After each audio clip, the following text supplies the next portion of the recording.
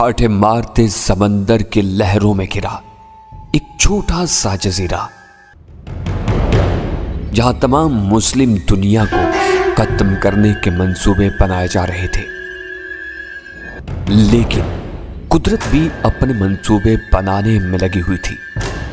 اسے کسی اور جگہ تلاش تھی، اپنے ماں باپ، اپنی شناخت، اپنے مذہب کی۔ اس نے آنکھ کھولی تو وہ بھیڑیوں کے غول میں پھنسا ہوا تھا جو اسے کچا چبا جانا چاہتے تھے۔ لیکن قدرت اسے ایک اہم مقصد کے لیے چن چکی تھی، محبت، نفرت، سنسنی سے بھرپور لہو رنگ داستان۔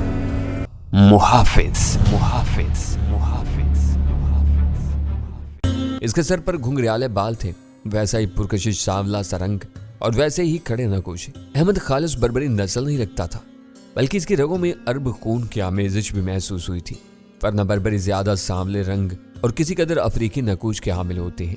گزشتہ 1400 سال سے عربوں اور بربری قبائل کی ملی جلی آبادی سے موجودہ الجزائر، مراکش اور زمالک علاقوں میں یہی نسل اکثریت میں ہے، جس کے نقوش میں بیک وقت عرب اور افریقی جھلک محسوس ہوتی ہے۔ ان کے نقوش میں مصریوں کی سی ملاحت تھی۔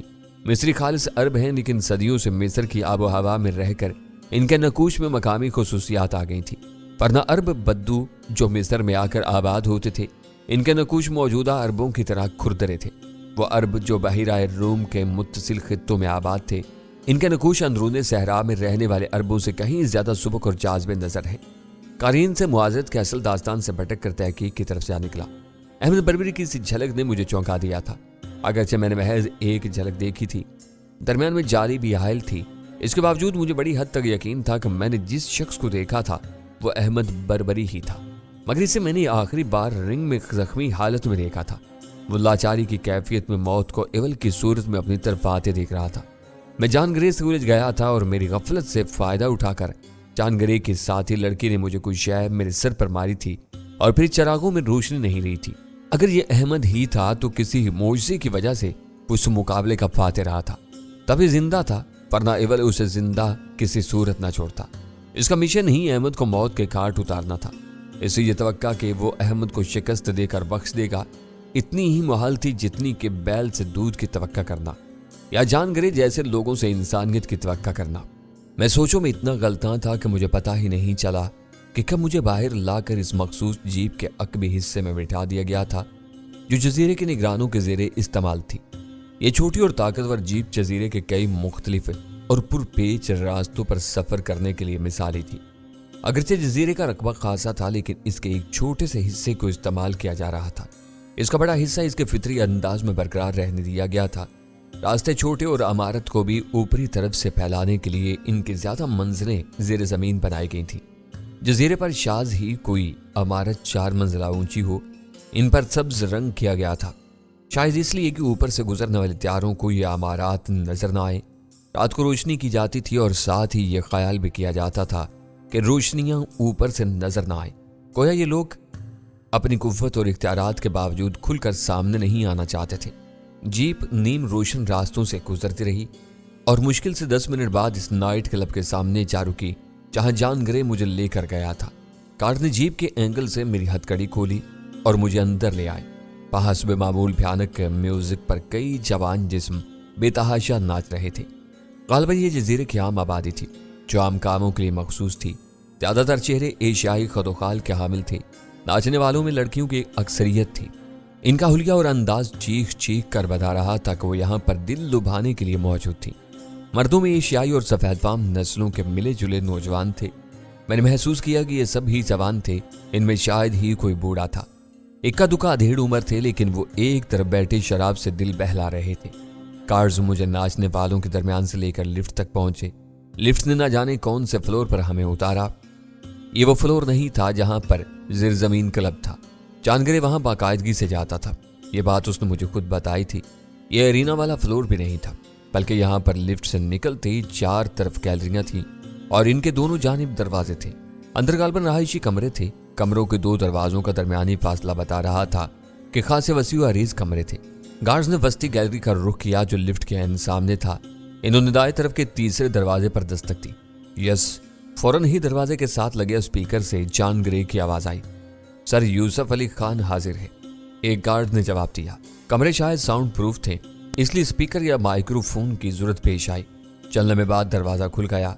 दरवाजा भी किसी रिमोट से खुला था, क्योंकि जॉन ग्रे अपनी जगह से हिला तक नहीं था। वो बदस्तूर इस जहाजी साइज के बिस्तर पर दराज था, जिस पर उसके दाएं बाएं 2 अदद कयामतें थी, और जॉन ग्रे का हौसला था जो इन्हें बैक वक्त बर्दाश्त कर रहा था। एक गालबन यूरेशियन थी और दूसरी अफ्रीकन। उसके घोड़े की तरह मजबूत जिस्म में बेपनाह कशिश थी। उसने इस कशिश को छुपाने की कोई कोशिश नहीं की थी। अलबत्ता यूरेशियन किसी कदर जामे में थी। जॉन ग्रे का गाउन ओपन था और इसकी नेकर नजर आ रही थी, जिस पर अमेरिकी परचम बना हुआ था। यह फैशन इन दिनों बहुत फैला हुआ है।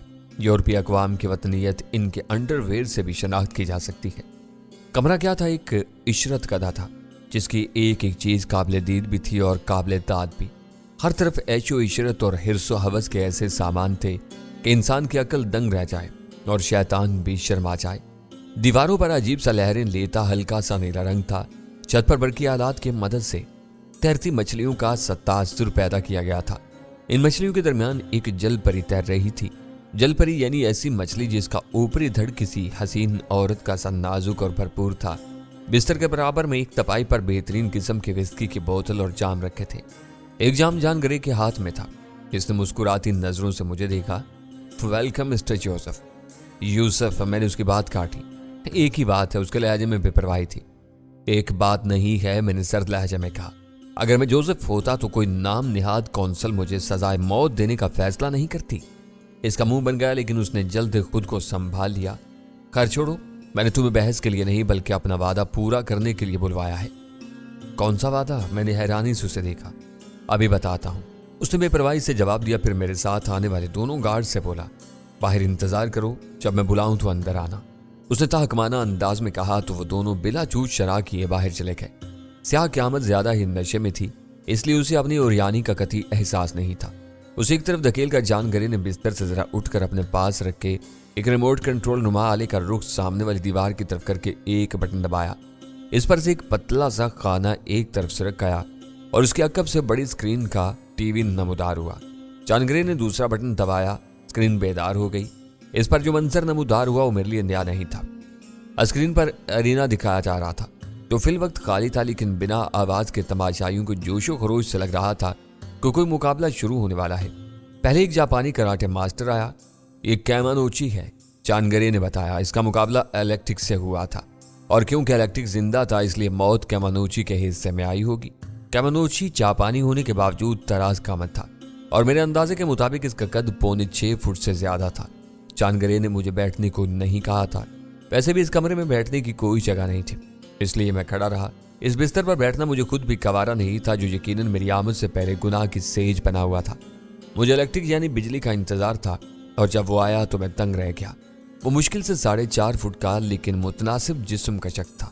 उसने गर्दन से नीचे स्याह लिबास पहन रखा था, पैरों में स्याह रंग के स्पोर्ट्स शूज थे और हाथों में स्याह रंग के दस्ताने। कद की मुनासबत से उसके नकूश भी लड़कियों जैसे थे। अलबत्ता उसकी स्याह सर्द आंखें बता रही थीं कि वो इतना बेजरर नहीं है जितना कि नजर आता है। जॉन ग्रे ने फखरिया लहजे में कहा, यह इलेक्ट्रिक है, इस वक्त दुनिया का सबसे बेहतरीन स्ट्रीट फाइटर है। जरूर होगा, मैंने तस्लीम किया। इसकी आंखें बताती हैं। इसका ताल्लुक जर्मनी से है। लाइबेरिया का इलाका हमेशा से बेहतरीन सिपाहियों के लिए मशहूर है। जर्मनों में कम से कम कमीनगी और खटियापन नहीं होता। मैंने स्क्रीन की तरफ देख कर कहा। बिजली मुकाबले से पहले जूतों के बल उछल रहा था। वो खुद को वार्म अप कर रहा था, जबकि जापानी कराटे मास्टर अपने मखसूस लिबास में अंटास बना कर खड़ा था। उसने वार्म अप की जरूरत महसूस नहीं की थी। फिर दोनों एक दूसरे की तरफ बढ़े। बिजली ने मुसाफे के लिए हाथ बढ़ाया। हालांकि ये कोई दोस्ताना मुकाबला नहीं था जिसमें हाथ मिलाया जाता। मुझे बिल्कुल हैरत नहीं हुई जब जापानी मास्टर ने हाथ मिलाते जोड़ों का एक दाव आजमाया। ये खूनी मुकाबला था। इसमें एक शख्स को फाते अरीना से बाहर जाना था, दूसरे को कब्रिस्तान या अस्पताल की तरफ जाना था। इस मुकाबले की कोई अखलाकियात नहीं थी। इसमें हरीफ को मौका मिलते जेर कर लेना था, वरना हरीफ आपको कतई मौका न देता। हैरत मुझे इस दाव का नतीजा देखकर हुई। बिजली को उलटकर जापानी मास्टर के अक्कम में कमर के बल जाकर गिरना था। ये मोहलक दाव था जिसमें बाज औकात हरीफ की कमर भी टूट जाती है। बिजली ने हैरत अंगेज करतब दिखाया। उसने जापानी कराटे मास्टर के दाव की कुव्वत इस्तेमाल की। उसने हवा में कलाबाजी खाई और जापानी के सर से होता हुआ उसके अक्कम में घुटनों के बल जमीन पर जा टिका।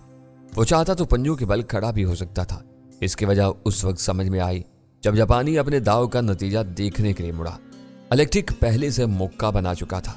जैसे ही जापानी उसकी तरफ मुड़ा, उसने घोंसा बिजली किसी तेजी से उसकी दोनों रानों के दरमियान मारा। कैमरे ने जाविया बदला। इस पर जापानी मास्टर का चेहरा नमूदार हुआ। इस चेहरे पर दर्द व करब के साथ एक शय और नमूदार हुई थी, और वो थी मौत की सफेदी। अगले ही लम्हे वो धड़ाम से जमीन पर गिरा और बेहोश हो गया। इसके साथ ही मजमा जैसे पागल हो गया। वो इतना मुख्तसर सा मुकाबला देखने नहीं आए थे। आवाज तो नहीं आ रही थी, लेकिन मजमा का अंदाज बता रहा था कि इलेक्ट्रिक से जापानी कराटे मास्टर के कत्ल का मुतालबा किया जा रहा था। वो फर्श पर बेहोश पड़ा था। इलेक्ट्रिक चंद लम्हे सर निगाहों से तमाशाइयों को देखता रहा। फिर उसने सर को खम किया और नपे तुले कदमों से अरीना से रुखसत हो गया। ये मूवी खत्म हुई तो इलेक्ट्रिक की चंद पुरानी फाइट्स की मूवी दिखाई गई। वाकई बिजली की तरह लड़ता था, अपने हरीफ को संभलने का मौका देता ही नहीं था। जैसे बिजली नागाहानी तौर पर गिरती है, इसी तरह वो हरीफ पर अपनी जर्ब लगाता कि उसके वहमो गुमान में भी नहीं होता था। इसके बारे में वजह तौर पर कहा जा सकता था, इतने से कामत पर तुम कयामत हो। जापानी कीमा नोची बचा नहीं था। चांदगरे ने टीवी ऑफ कर दिया। एक ही जर्ब ने उसे दूसरी दुनिया में पहुंचा दिया था। बचा नहीं था या तुम लोगों ने उसे बचाया नहीं, मैंने तंजिया लहजे में कहा। जिंदा रहता तो इसे कुछ न कुछ देना पड़ता। इलाज पर भी खर्चा होता और वापस भिजवाने पर भी।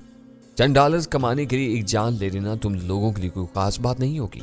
जानगरे के मुजरमाना तासरात ने बताया कि मेरी बात दुरुस्त थी।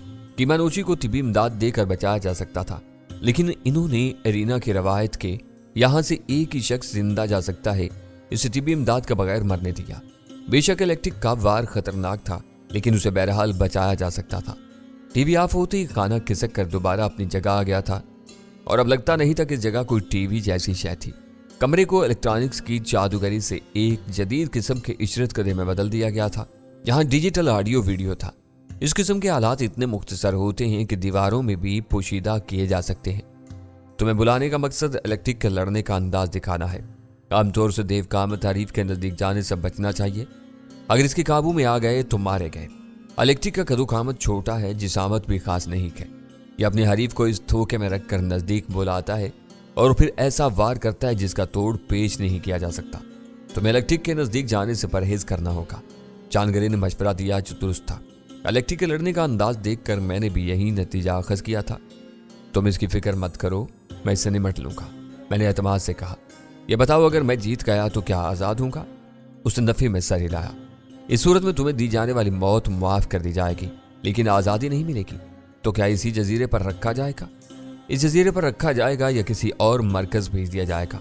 एक खास मुद्दत तक तुम हमारे जेर निगरानी रहोगे और हमारे लिए काम करोगे, जिसका तुम्हें बाकायदा मुआवजा दिया जाएगा। और जब ये महसूस हो गया कि अब तुम हमारे लिए मुआंदाना जज्बात नहीं रखते या खतरनाक नहीं रहे, तो तुम्हें रिहा कर दिया जाएगा। और ये मुद्दत कितनी होगी? मैंने तंज किया। कहीं मेरी मुद्दत हयात जितनी तो नहीं होगी। आमतौर से ये मुद्दत जुर्म की संगीनी के लिहाज से होती है, उसने तसल्ली देने के अंदाज में कहा। क्योंकि तुम्हें मुझ पर हमला करने की जुर्म में सजा सुनाई गई थी, इसलिए मेरी सिफारिश पर तुम जल्द रिहा कर दिए जाओगे। और ये तुम तो जानते ही हो कि मेरी सिफारिश कब होगी। उसका लहजा मानी खेज हो गया था। वो ढके छुपे अंदाज में कह रहा था कि जब मैं उसका काम कर दूंगा तो वो मुझे रिहा करवा देगा। हालांकि मुझे शक था कि मुझे जिंदगी की कैद से रिहा करा देगा। चांदगरे मेहरबानी करने वालों में से नहीं था। इसकी फितरत सांप की सी थी। डसना उसका काम था।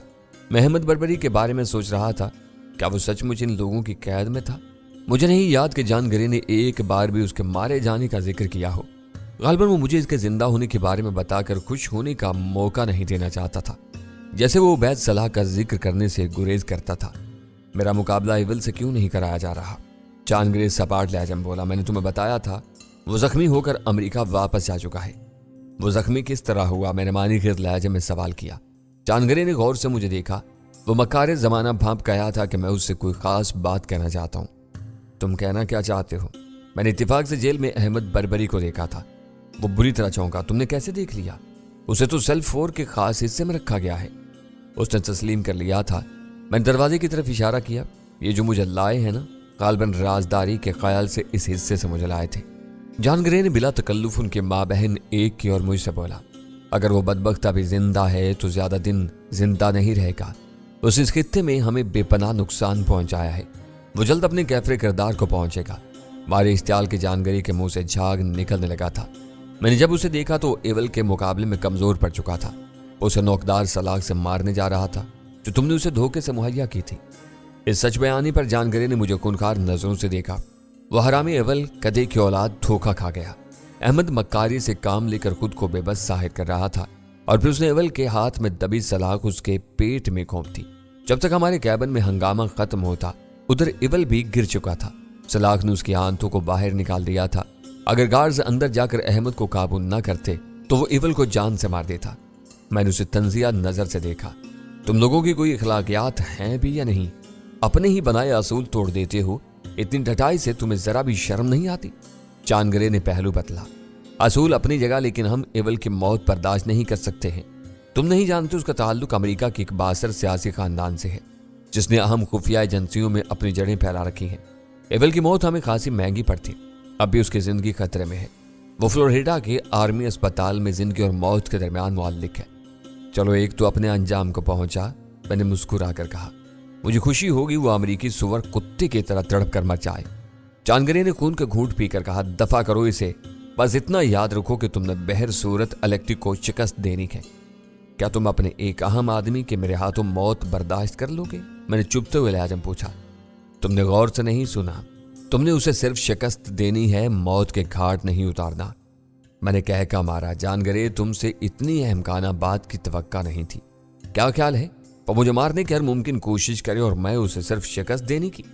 مجھے یقین ہے تم ایسا کر سکتے ہو۔ جانگرے کے لہجے میں اعتماد تھا۔ تمہاری تربیت حسن علی نے کی ہے، دشمن ہونے کے باوجود میں اس کی صلاحیتوں کو مانتا ہوں۔ ہمارے پاس اس کے پائے کا ایک آدمی بھی نہیں ہے، کاش وہ ہمارے ساتھ ہوتا۔ میں دم بخود رہ گیا تھا۔ تم اتنا بھی جانتے ہو؟ میں تمہارے بارے میں کیا نہیں جانتا وہ ہنسا۔ میں تو وہ بھی جانتا ہوں جو تمہاری پرورش کرنے والا جمشید علی خان بھی نہیں جانتا۔ یقین کرو میرے لیے کام کر کے تم پچھتاؤ گے نہیں۔ میں تمہیں تمہاری اصل منزل کی طرف لے جاؤں گا۔ مجھے اپنی اصل منزل کی طرف نہیں جانا، یہی میری اصل ہے، میں نے بے پرواہی سے کہا، لیکن ہمیشہ کی طرح جانگری کے منہ سے اپنے ماضی کے بارے میں سن کر میں مضطرب ہو گیا تھا۔ وہ شاطرانہ انداز میں ہنسا۔ جھوٹ مت بولو یوسف، میں جانتا ہوں تم اپنے ماضی کو جاننے کے لیے بےتاب ہو۔ چلو یہی صحیح، میں نے بے پرواہی سے جواب دیا۔ بائی دا وے ایک سوال کر سکتا ہوں؟ ہاں پوچھو، اس نے کمال فراق دلی سے اجازت دیتے ہوئے یوریشین قیامت کو جام بھرنے کا اشارہ کیا۔ نائٹ شفٹ انچارج، کیا تم اس پر اعتماد کرتے ہو؟ ہاں، کیوں کیا بات ہے؟ اس نے غور کیا۔ تم نے یہ سوال کیوں کیا؟ اسے جیل میں ہونے والے ہنگامے کی خبر کسی شخص کو دی تھی اور اسے جھاڑ بھی کھائی تھی۔ جان گرے چونکا۔ بکو مت، ہر معاملے میں دخل مت دو، اس نے لہجہ بدل لیا۔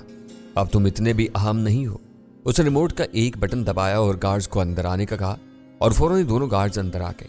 میری ہتھکڑیاں اور پاؤں کی بیڑیاں ویسے بھی نہیں کھولی گئی تھی، وہ مجھے ایسے ہی واپس لے گئے۔ 15 منٹ بعد میں دوبارہ اپنے سیل میں تھا۔ نائٹ شفٹ انچارج نے مجھے سیل میں دھکا دے کر باہر سے تالا لگایا اور ان دونوں گارڈز کو رخصت کر دیا۔ اس کے بعد اس نے اپنی میز پر جا کر عریات تصاویر والا رسالہ نہیں بلکہ فون اٹھایا تھا۔ اس نے دھیمی آواز میں کہا، واپس آ گیا جی؟ یس سر، اس نے کہا۔ اس نے کوشش کی تھی اس کی آواز میرے کانوں تک نہ پہنچنے پائے، لیکن میں نے سن لیا تھا۔ آپ فکر ہی نہ کریں، میں اسے دیکھ لوں گا، اس نے میری طرف دیکھ کر غرا کر کہا۔ اس کا انداز محسوس کر کے میرے اندر خطرے کی گھنٹی بجنے لگی تھی۔ اس نے اٹھ کر باہر والا دروازہ کھولا اور کسی کو اندر آنے کا اشارہ کیا۔ یہ ایک دیوزاد گارڈ تھا۔ اسے اندر آ کر سوالیہ نظروں سے شفٹ انچارج کی طرف دیکھا۔ اس نے میرے سیل کی طرف اشارہ کیا۔ وہ دیوزاد میری طرف آیا۔ ادھر آؤ، اس نے سلاخوں کے پاس آ کر کہا۔ کیا بات ہے؟ میں نے اپنی جگہ سے حرکت کیے بغیر جواب دیا۔ میرے اندر بجتی گھنٹی کی آواز مزید بڑھ گئی تھی۔